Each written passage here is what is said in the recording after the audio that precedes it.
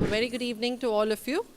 It gives me hearty pleasure to welcome all the members of the real estate fraternity over here today to the Estate Summit and Awards, which is now happening in its 8th edition.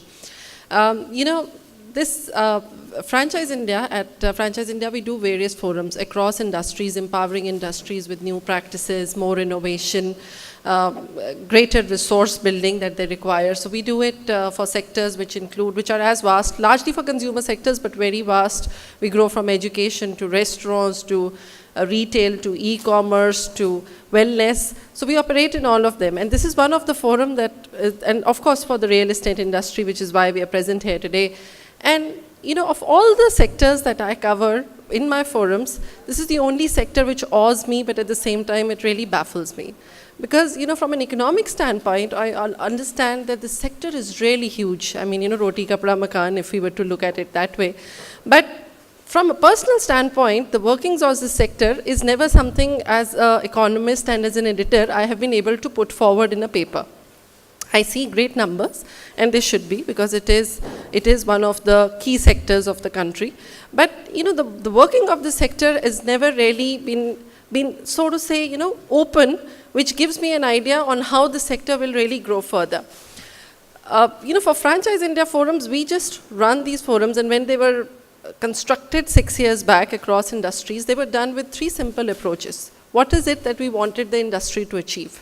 I have some great friends over here today. There is Ananta, with whom we've worked for a long number of years. Dinaz is here. Thank you, Dinaz, for coming. We have Pushpa, all my friends from DLF and from other places as well, with whom I've worked and seen their workings for very long years. But Franchise India Forums has stood for 3 things, which makes it the forums to be, which has got the industry together at various forums. And I'm proud to say that virtually every thought leader from these industries have been attending these forums.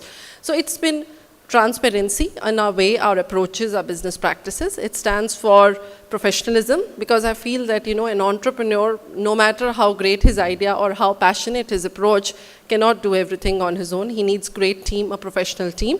And it stands for understanding the consumer behavior. Because, consumer, fortunately or unfortunately for all of us, has changed amazingly. I mean, you cannot even put a number or a finger to it as to how much he has changed in the last few years. So I would strongly suggest that all our discussions, all the interactions amongst each other with the speakers, with the thought leaders who come to this forum today, should be revolving around these 3 things. So how has this business ecosystem changed? When I saw that, in the late 70s or perhaps even the early 80s, there was always this license Raj we used to talk about. And suddenly, come 2000, the license Raj what was the license Raj? It was just the government ruling pretty much everything that we did. And come 2000, everything has gone. We don't even know about it. For some of you who are probably very young in this room, don't even know it existed ever. On the contrary, the government is today working with various sectors to understand their challenges, trying to address them in the best way possible as a government can. I wear another hat also while I'm the editor of Franchise India, with which I run consumer industries. We more recently got into a partnership with Entrepreneur Media, which is like the number amongst one of the 3 medias in the world. So there is, so Entrepreneur is a global organization which writes on entrepreneurship, startups, innovation. And in the morning, we were holding, just before this forum, I was right here in this hotel, and we were doing a small initiative which we as a media hold. It's called Startup Kickoff, in which we invite investors and founders of startups to come together and actually have talks and discuss and get mentored and find funding. So there were these bright young, about 8 or 10 startups, IIT backgrounds or some very polished backgrounds, 22 to 25 years of age, with a brilliant idea, some great amount of passion with which they were showcasing this idea. And on the power of that, they are going to raise a few $1 million out of a show like mine, which was probably done in the smallest room in this hotel, and would be mapping a country which is, 10 cities to 30 cities to 100 cities going on in probably the next 1 year, and taking their idea forward. And imagine, what do they have? All they have is this passion, an idea, the passion with which they are riding it, and their ability and the promise that they show of understanding the consumer and their intelligence to be able to execute it. You know, and okay, so I'll also tell you, if somebody of you actually noticed the magazine of this month for entrepreneur, on the cover page we have got Mr. Rahul Yadav, who is the ex-CEO of Housing. Now this guy, I interestingly happened to meet him when we did this story. This guy wrote 600 crores of rupees over one single idea that he had built, which was housing. Within 1 year, 8 investors parked 600 crore rupees, and look at the irony of it, he's not even the CEO of Housing anymore. And here I have an industry who is sitting here with all the great projects and all the great expertise behind, and is saying that there is a slump in the industry. So this is what baffles me, that one guy can start up, just about 1 year old, he could have, it is his fortune that he got into real estate. He could actually have got into some other technology project and have raised the same money over there.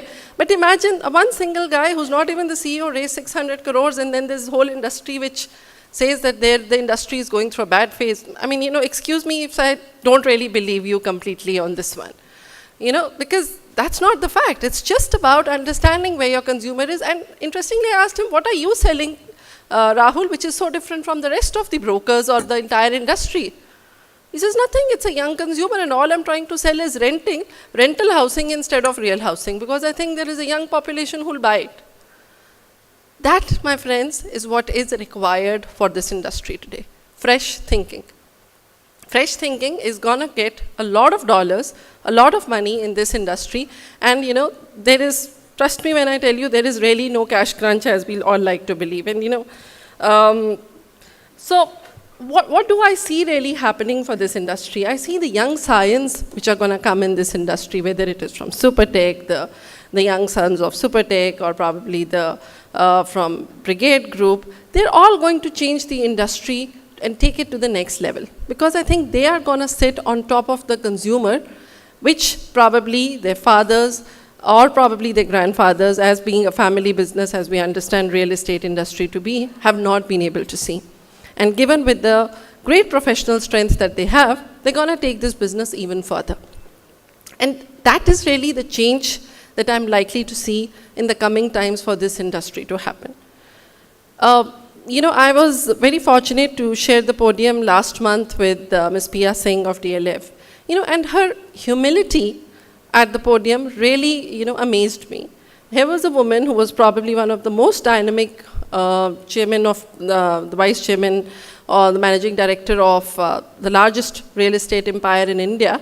And there she was trying to back up a project which was absolutely new and would probably go in its thinking somewhere else. So, we need to open up our minds to really absorb what is new and go behind it.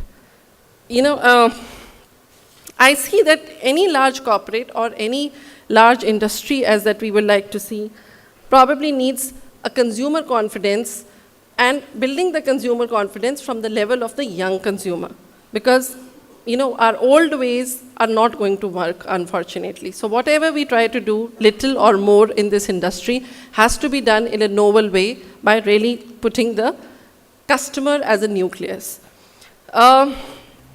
So having said that, of course, wearing my entrepreneur hat, I could probably go in for the longest time. But, my request to all of you is that the industry, and when I was putting together this show, everybody was telling me the same thing. Industry mein to bahut depression hai. I said, what? Where is the depression? So, the depression is probably in our minds. I thought, how do I check if there was any sort of slump in the industry? So I checked the numbers for this year. And you'll be amazed, because I'm sure most of you would have read it, but now that you've seen its true light, I thought this was the numbers I came across. So by December 2015, $8 billion were invested in this industry in this 1 year, 2014-15 that is.